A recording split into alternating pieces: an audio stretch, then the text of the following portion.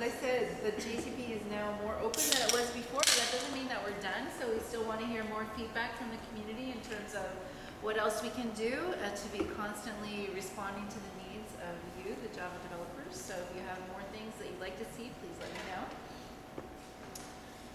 So with this, I ask you, how will you participate? You can participate as an individual, but what we have found is that as a team, it's even better. That you can work together with members of your user group or with a small group of Java developers at your employer. So things like lunch and learns and that kind of thing, where you can actually help each other, teach each other, and work with each other and talk about things that you'd like to see coming in the next release of Java and comment on things as they're developed through the JCP. So with that in mind, we've seen a couple of times that this really works very well together. For instance, at Java 1 last year, we had a really cool art project that we did together. So we actually have everybody submit their pictures from Java 1. Last year we did that, and we had an artist work to kind of assemble all these things into a mosaic. And there you see the result, which is the Golden Gate Bridge. So this is a result of all the attendees of Java 1 putting in their pictures, and we create this iconic image that kind of resonates with the location of Java 1, which was San Francisco. The Golden Gate Bridge is an iconic image there. So really that's kind of an example of the community coming and working together. So that kind of is a metaphor for what we like to do with this program that we started called Adopt-a-JSR. So we started this several years ago, really coming out of all those transparency changes that we talked about with JCP.next, really that first version of the changes where we open everything up so it's transparent. We don't have any closed expert groups anymore. So we're really looking at facilitating that input from the broader Java community. So the two Java user groups that are serving on the executive committee, we got together and we launched this program. That's SoJava and London Java communities. SoJava is in Brazil. So they're both very active user groups. And we got together and decided that it would make sense to really create this as a global initiative and really make it run by the community for the community. So it's a JUG-led initiative. I do serve as a leader with the user groups to help facilitate this, but it really did come from the ground up through the Java user groups, how we would design it and how we would implement it. So it's globally implemented program, Java user groups from all over the world working together on JSR. So working together in their user group, in their town, but then also collaborating with other user groups in different parts of the world, and then sharing that feedback with the JSR spec leads. So when you do that, you're going to receive attention not only locally in your user group and from your community of sponsors and members, but you're also going to be attracting worldwide attention, since we actually highlight this effort in the launches of all the platform releases. So with the Java EE7 product launch, as well as the Java SE8 launch, we really did make a special effort to recognize the efforts of the user groups who did participate in this program, to tell them that the work that they were doing really did make a significant difference in making Java better. So this was one of the slides that we used in the launch. So we had a special, topic to talk about. All these Java user groups all around the world are participating. So true, there are hundreds of Java user groups around the world, close to 400 now, I think. But we do have user groups from every part of the world now. So we have user groups in North America, South America, Europe, Africa, Asia. We don't have any in Antarctica yet, but I think we have every other continent covered from user groups, but we definitely want to be growing this list. So we've got over 30 user groups now participating in Adopt-a-JSR, but we definitely can use more. I can see San Diego participating here, and that would be great. My hometown and all, got to have that there. So I'll give you a couple of examples of things that people have done through Adopt-a-JSR first, and then we'll talk about some of the specifics of how you would get involved. So with the Java EE7 platform release, the Chennai JUG is a JUG in India, and what they decided to do was take many of the JSRs. So they have 5 JSRs here from the Java EE7 release. And they actually took the early access reference implementations of those JSRs and they developed a sample application. They developed an application called the Traveler applications. So basically, when they did that, they were finding bugs with all of these existing early access implementations and reporting on them, but at the same time, creating a sample application that they could use and develop and work on together and have fun creating something new as a team. In the London Java community, these folks are really more focused in the financial industry and focused on the JVM. So what they decided to do was focus on a few of the JSRs for the Java SE8 launch. So those were the date and time API and Lambda expressions. So the date and time API was actually initiated and started by a member of the London Java community, Stephen Colburn, which was his open source project, Joda Time. So again, as I was talking about earlier, starting in open source and then standardizing on it. So London Java community was particularly involved in that JSR 310 effort, as well as with the Lambda expressions, so organizing hack days and talks and events to report bugs and issues and things that they found with it. So they were very active with that, but one important thing to note here that Martine has shared with me is that many of their hack days actually were held with only 5 people. So even the fact that they are a very large community, they actually have several sub-communities. And there was just a small group really of developers that were keenly interested in moving forward these technologies and wanting to participate. So they had several hack days, but really they were very productive and only with 5 people. So you don't need to have a massive group of developers to be successful with this program and make a difference. It can be just a few of you getting together in a room and testing out some of the early access builds. So another one that I wanted to highlight was from Belgium. So that's the BJUG. They actually also developed a sample application. So they were using the WebSocket API, Java API for WebSocket. That was a new technology going into Java EE7. So they developed a tic-tac-toe application using the early access build. And that actually was included with the Java EE7 SDK. So it was shipped on the CD, DVD that you download and available online as an actual sample application. So that was actually a really cool application demonstrating to developers this new technology in terms of the server-client call and response. And in Brazil, Brazil really is a very active and passionate community. If you've ever run to Java 1, you would, obviously hear and see some of their vibrant support of their community and the Java community at large. So they actually did things both on the EE side as well as the SE side. So they were active with the date and time API, doing talks within their local community in their local language. So that's something that's important to some user groups, is actually having things available in their local language. So in Brazil, they're translating things into Portuguese. They're giving talks in Portuguese. They're translating some of the documentation into Portuguese. They're writing books in Portuguese. And they're training the developer community on this technology in their own language to make it more accessible and readily available to them. So that was really what they did, as well as dojos, they call them, which is a similar idea to hack days. You can really change the names in any way you want. It's not super structured that way. So in Brazil, they want to call them code dojos. You can call them hack days. You can call them hackathons. We just did a hackathon in South Africa, actually in June, where it was gamified. So the developer there who's leading the South Africa JUG, I don't have him here, so I'll just speak to it, but his name's Richard, and he developed an app basically that's demonstrating the new features in Java SE9. So you kind of gamified. You go from one step to the next to the next. It was a 5-step game, and there was a winner at the end. So that was the way that he wanted to organize it. But actually, in the process of that, you're discovering bugs or things that aren't working that then you can feed back into the OpenJDK project. So it's really up to you. There's a lot of flexibility there in terms of how you want to contribute and participate. So one of the things that we started, it's, as I say, often it's a two-way street. I don't know if I left that slide in here, but it's the community participating, and then it's the expert group and the spec lead communicating with the community. So a back and forth, it's working together.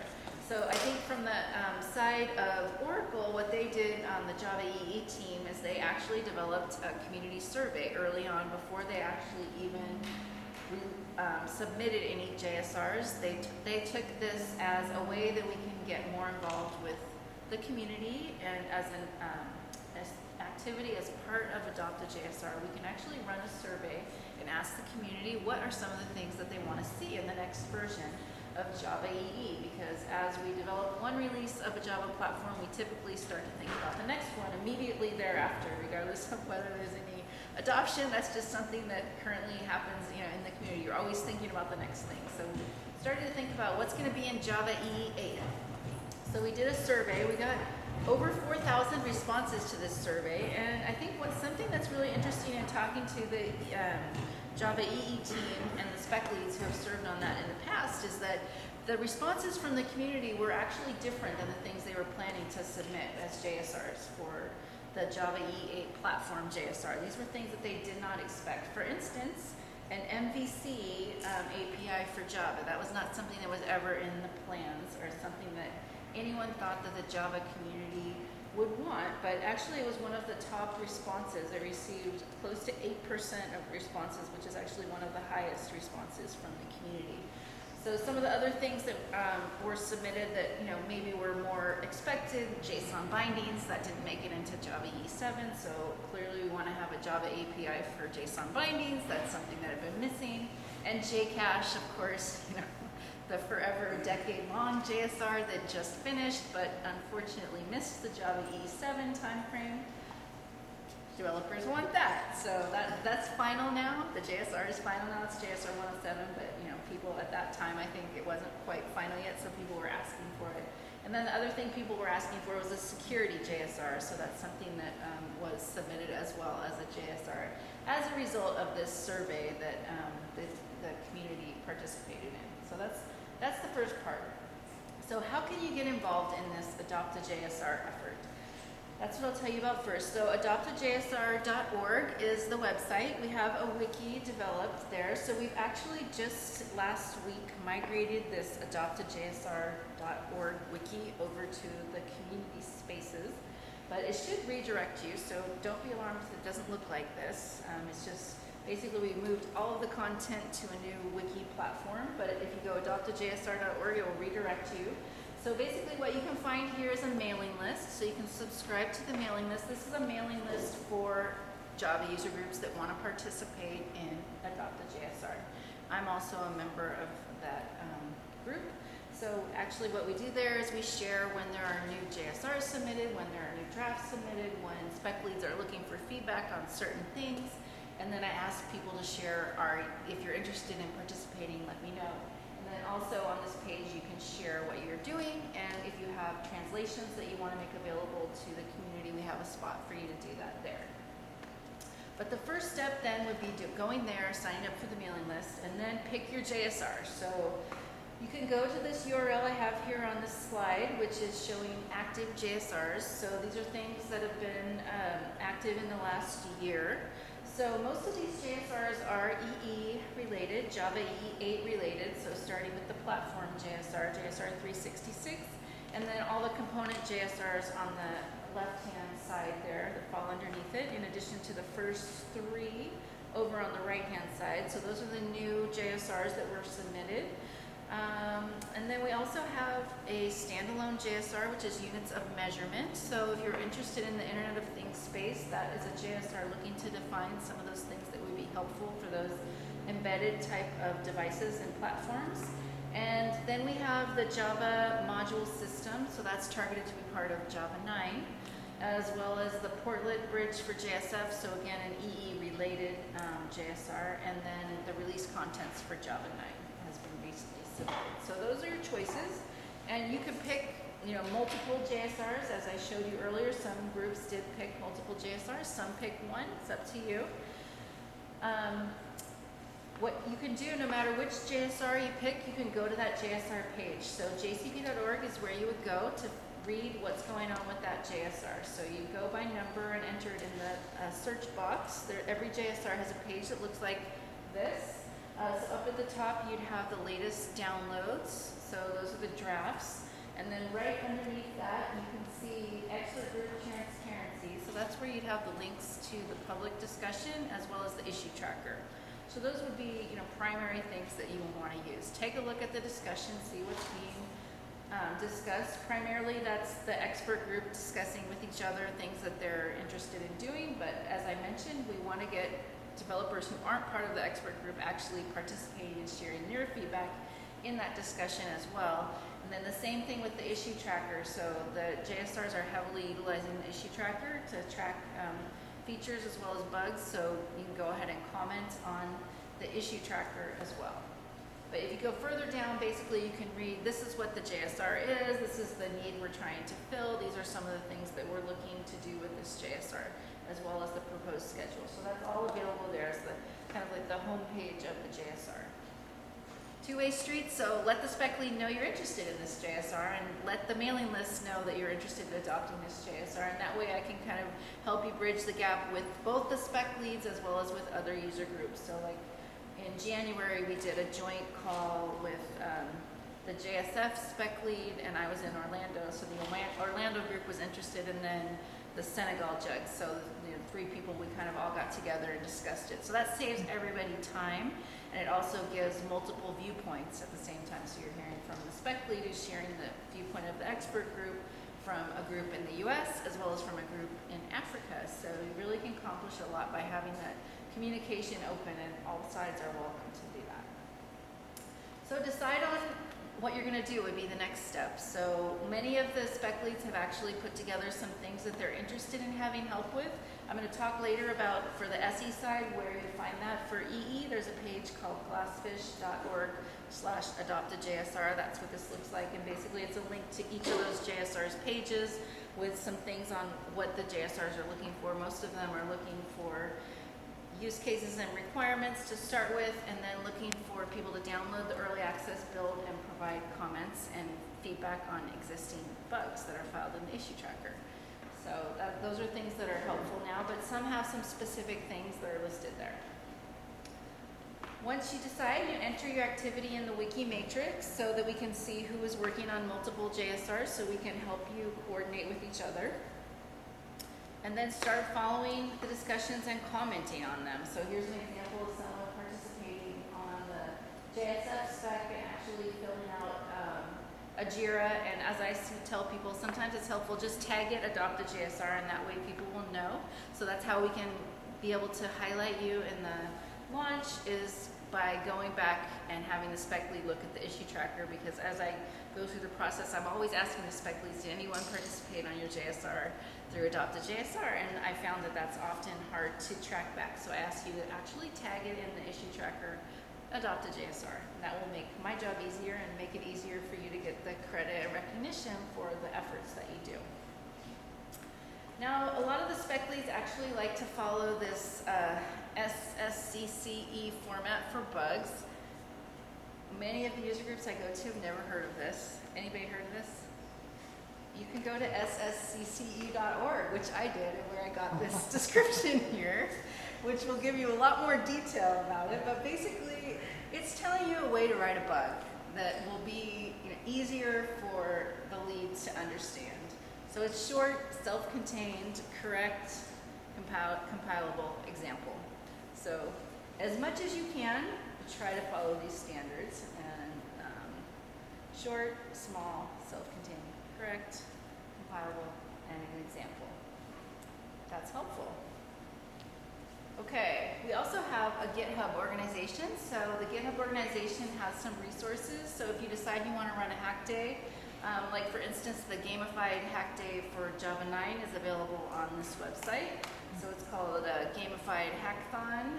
We've got some benchmarks that we're going to be putting here, as well as some sample applications. So as people develop sample applications, I always ask them to put it into this resource, so that way if another user group, like for instance you and the San Diego user group want to run a hack day, maybe you want to just have that application ready to go and test against that, or maybe you want to create your own application. It just creates more options for you, so everyone doesn't have to recreate everything. So Adopt-a-JSR is that organization on GitHub. So that's how you would do it. If you want to participate on the Java SE side of things, as I mentioned earlier, the reference implementation is developed in OpenJDK. So as a result of the Adopt-a-JSR program, OpenJDK actually created a new group as part of OpenJDK, which is called the Adoption Group. So you can join that list as well. So this would be a list specific to Java 9. So we do discuss some of Java 9 issues on the Adopt-a-JSR mailing list, but this is specific to OpenJDK, this list. So if you want to participate and get involved, join this list. So it's specifically for this purpose of Adopt-a-JSR. And we also have a quality outreach page where if you have an open source project and you want to test it against Java 9, you can join that and add your project. So we have, I think, 50 projects listed there currently. So if you're a leader of an open source project and you want to be listed there on the grid, you can let me know and I can hook you up so you can get listed there and you can provide ongoing feedback there in terms of testing against the early access builds of Java 9. So Java 9, another big step forward. So Java SE works a little bit differently from Java EE in that there isn't necessarily a one-to-one relationship of JSRs. So with Java EE, you have an umbrella JSR, and then you have each thing that's going into it a component JSR. With Java SE, it doesn't work that way. There's not a one-to-one relationship with JEPs and JSRs. So there are currently 72 JEPs being targeted for JDK 9. And as I mentioned earlier, the JSR for Java 9 is JSR 379. And there are multiple JEPs that go into JSR 379. It gets a little bit confusing, but it feeds up that way. So there's the big JEP. So does anyone know what a JEP is? Yes, Paul knows. Java Enhancement Proposal. So that's what a JEP is. I feel like every time I mention an acronym, I should ask if anybody knows what I'm talking about. So Java Enhancement, oh, I have it on the slide. You guys didn't raise your hand. Okay, wake up. All right, big one. So everybody probably knows, what's the big thing for Java 9? Modularity. Java module system. So that's JEP 261. So clearly, unless you're super active with this, you're not going to be reading 72 JEPs, right? So JEPs is a similar thing. So it has everything that's going into that technology. So you're not going to read through 70 JEPs. But if you want to just take a look at one JEP, so since the big thing for Java 9, I would say the big thing for Java 8 was lambdas, right? So the big thing for Java 9, modularity.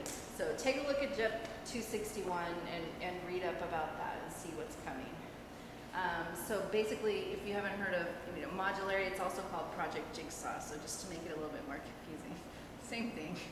Project Jigsaw, it's a project until it becomes a target for a release, and then it gets a JEP, and modularity, then a JSR. So it all kind of feeds together. So Jigsaw, the functionality for Jigsaw, so modularity, that is currently available in the early access builds. So JDK 9 early access builds are available now. We're up to build 127 as of last week, so that's available on this website. So you can bookmark that website if you want to. It'll update automatically every time. We're up to build 127, and the builds are being updated at least every other week. Starting with build 111, Jigsaw was implemented, so you can take a look at that code, download it, and run your code against it and see what your code's going to do when we have Java 9.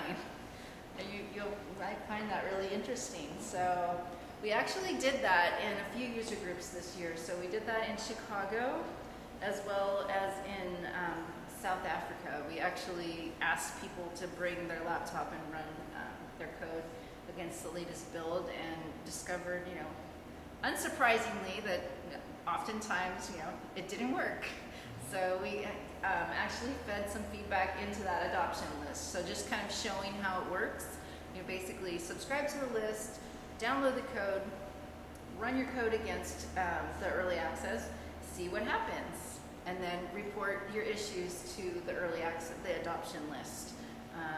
And actually, if you do that together, you can compile a list. So we compiled probably a list of 10 things in Chicago, and then we just fed it all in together through the adoption alias. So that makes it a little bit easier to digest. So that's what I'm talking about, working together. So not only could the developers help each other as they were having problems, and as people did kind of, figure out what was going on and get things running, so they were helping each other, but then we actually were compiling the things together, so we weren't having 3 people who had the same problem reporting it 3 different times, and then having someone go through the list and sort all that out. So we actually consolidate the list, send it in together, and then not only does it seem like a more major contribution coming from Chicago, it actually makes things easier on the receiving end and more likely to be actually fixed, which in the end, many of those things were fixed in the later builds.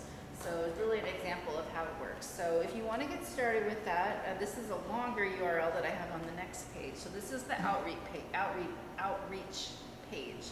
So this is really the primary wiki page of the adoption group. So this is under the OpenJDK adoption group. It's a wiki page. And what we've done here is we've put links to the builds as well as a little bit of guidance for you.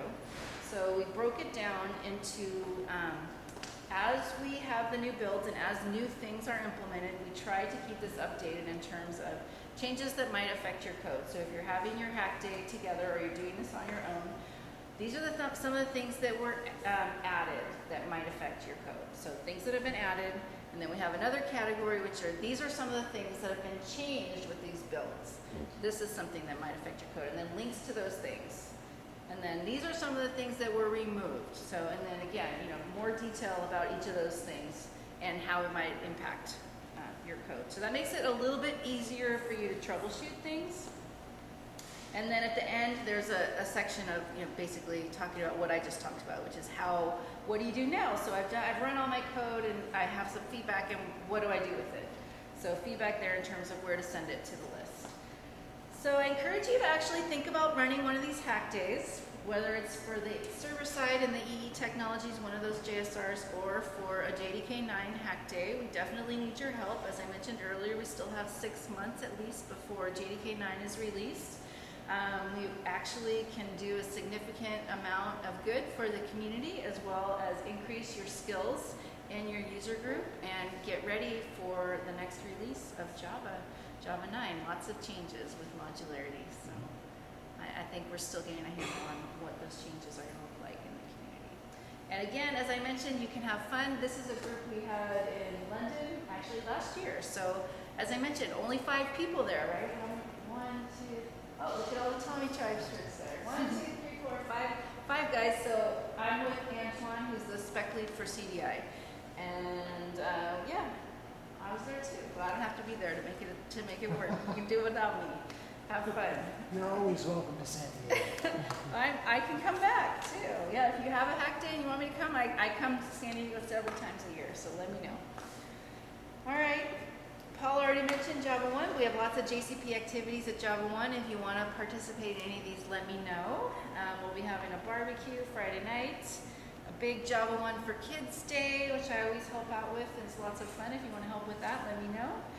We'll have a user group Sunday, so that's specifically for user groups. So I hope at least someone like Paul is going to come and participate in the user group Sunday.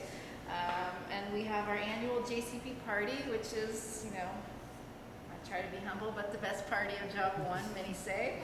And we even have a Java community band there. We'll also have a hacker garden in the Java hub. So 3 days of hacking where we'll do some different projects and JSRs there that you can learn more about the technology. And we'll also have a couple of sessions like a BOF and probably a session similar to this, but you've heard it here. So you can attend a different session. There are, gosh, close to 500 technical sessions going on at Java 1. You hear from experts from all over the world. So, anyone been to Java 1? If you haven't been, you're going to meet, luminaries, and people get super excited about meeting certain people there. Like who's the biggest person you're excited to see? James Gosling. I was going to say, I didn't want to put it in your head, but I was going to say James Gosling. Yeah, there you go. You met James Gosling. And his surfboard. The surfboard. Spec leads, basically major luminaries from all over the world. So I encourage you to at least consider going to Java 1, if not this year, a future year.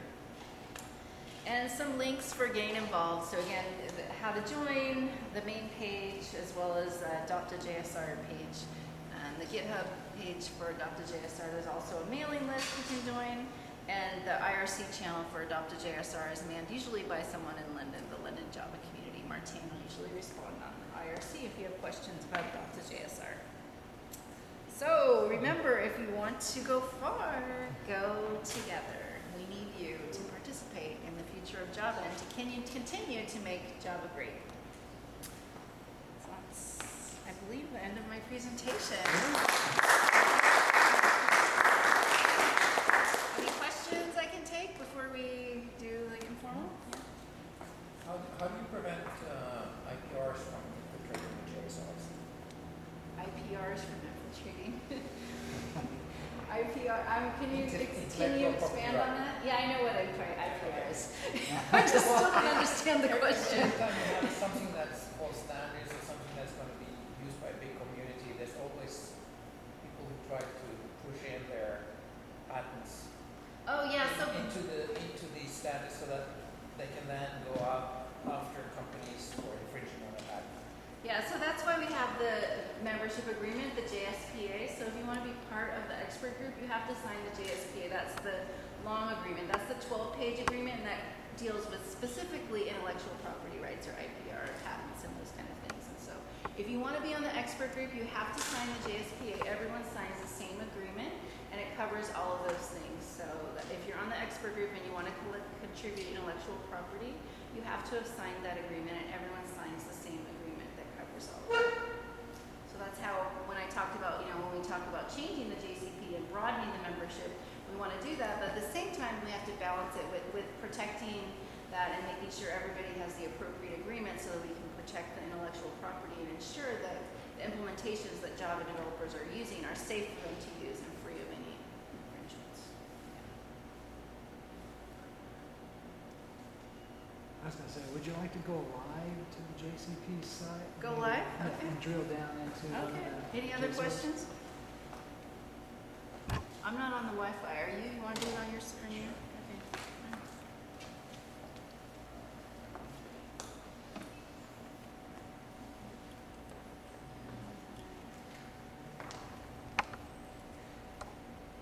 Any other questions while he's going live on the website? No? Did you learn anything tonight? No one learned anything. Come on, we all learned something. And the slides will be available with the links. Yeah, we'll give it to you. Yeah, Give me okay. all the links. Can you drive a mouse? I mean, a truck? Yeah, you go ahead. Okay. Where do you want to go? Okay. So who's interested in which technologies are you interested in? Who's interested in Java SE9? No one. No one's in? No Oh, one come is on. interested in Java. Are you guys gonna just What? end it? Okay. Is it gonna EOL at 8? Are we done? It's going down. Everybody's got lambdas and they're happy, you know?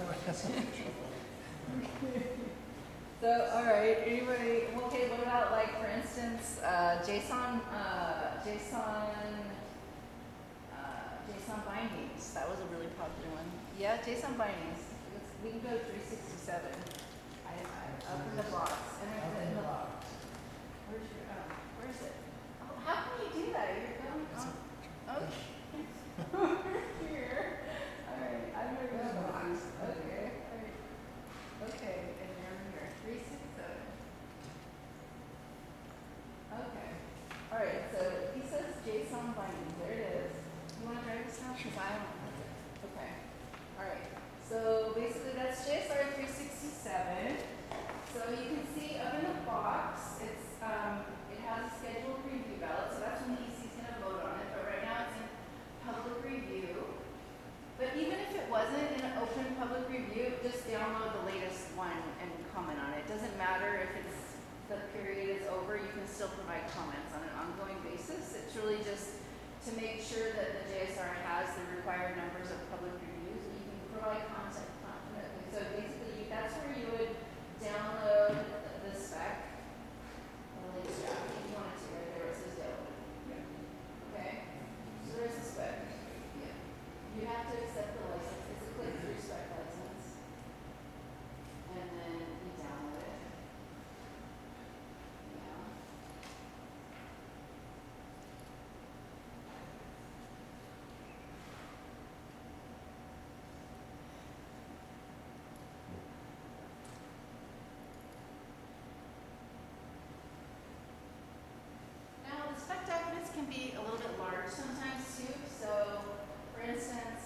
pages is this?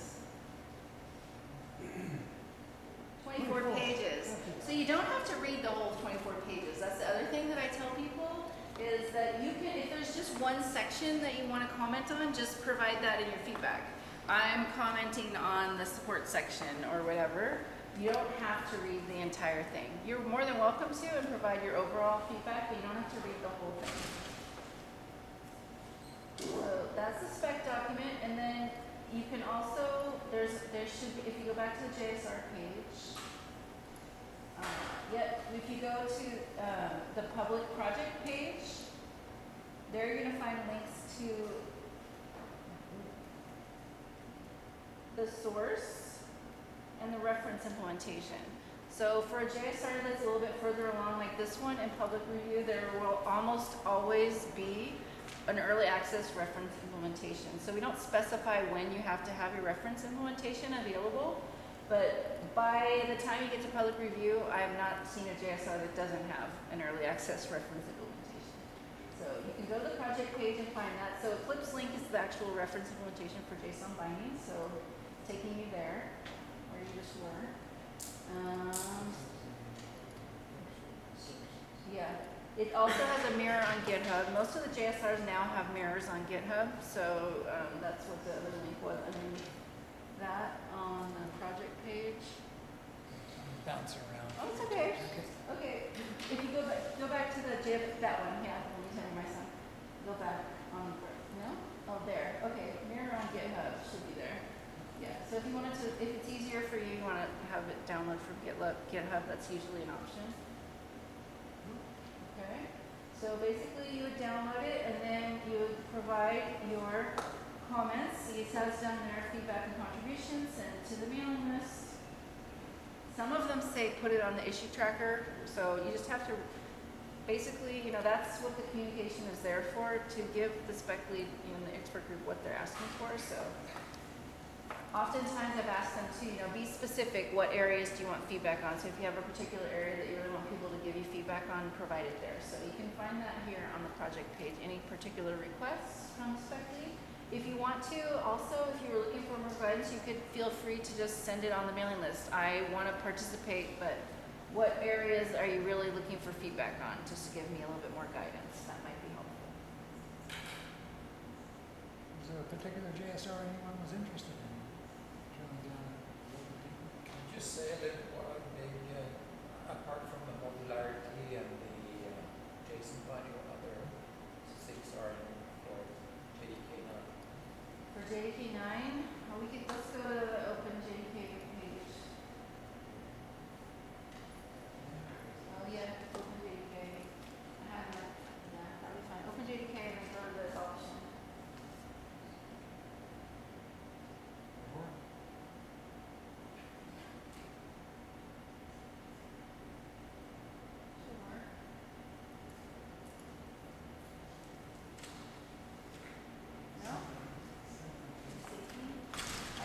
I had some slides about Java 9, but I took them out. That went into I had 3 more slides of what's going into Java 9. So I didn't think we'd have time to get that. But you guys actually meet for a long time. Usually people want to meet for just an hour. Okay, that's cool. Okay. There you go. I'm just going to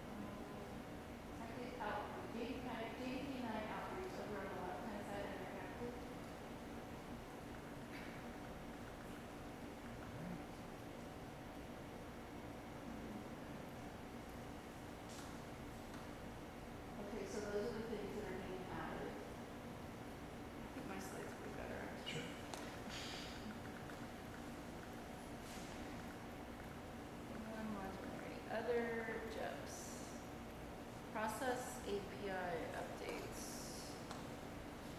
I can't read this, it's too small. Unified JVM logging, unified GC logging, garbage collection logging. Can't read Is this. that your, No, this is just slides. Segmented code cache. Improve secure application performance. We'll have a Linux port. That's for ARM and Linux. AA Arch. I don't work with AA. What is that? AA Arch 64. Advanced Architecture 64. 64-bit, right? okay, Yeah. that sounds good. Compact strings. Optimized string. And hotspots virtual machine improvements. Performance improvements.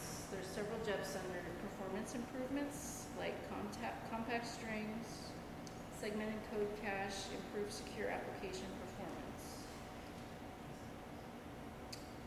We'll be enhancing and focusing on the G1 garbage collection.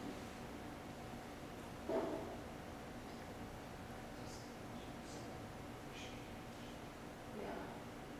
So, I think that's an overview of things. But the big thing, like I said, the big thing really just is the modularity. Isn't that consolidated list of the gyms? Yes, the consolidated list of the JEPs would be.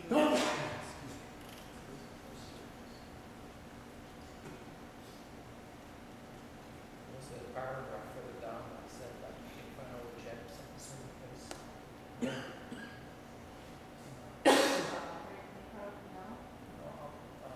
JDK features, no, up, no, down, yeah. Down. There, JDK 9 features, let's go to this page. Oh, the JD9 page, okay. So this is the main project page, okay, so that's the schedule, Okay. 2017, March, those are the jobs. So the last time I counted it was 72, that's why I said I didn't list all of them. But you, just for modularity, there's 1, 2, 3, 4, 5, 6. 6 JEPs just for modularity.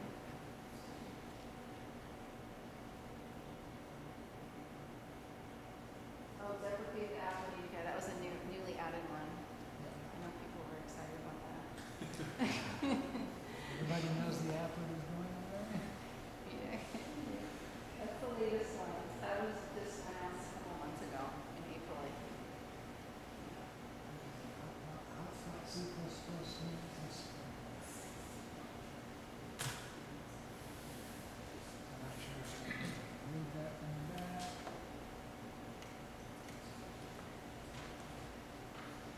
Anybody use Marlin Graphics? What is that?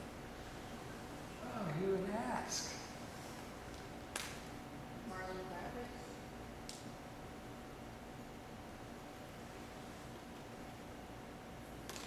You use that? The current JDK uses illustrations on license.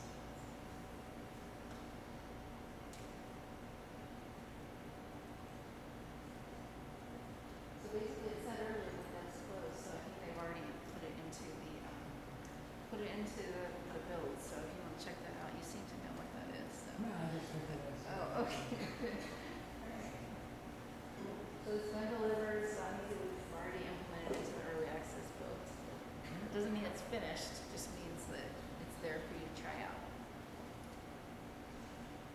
Does anybody use JFX? JavaFX? JavaFX? Yeah. Okay. So it looks like they're adding things into the JDK for JavaFX. Use user interface controls anyway.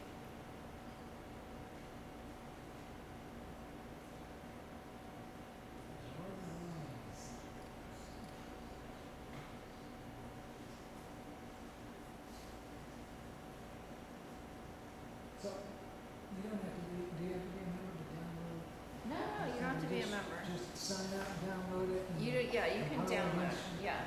How Yes, yeah, so it's, right now it's build 127, and that'll just update every couple weeks. As we get closer, so that was, on the last page, I think. Well, the Java 9 downloads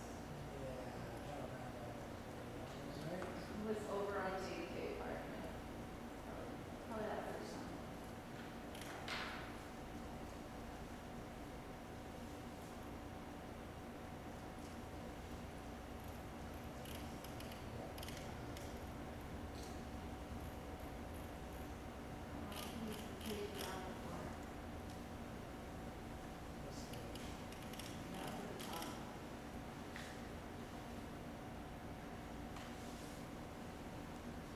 JDK 9 RX is the one with the little things.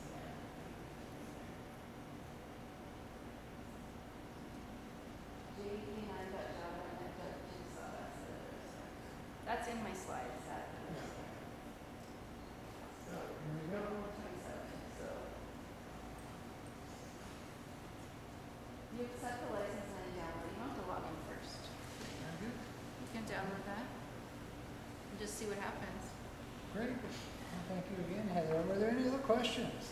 We're live and we have the person who knows all. Well, I can help answer. I don't know all. Okay, great. Thank you again, Heather. All right.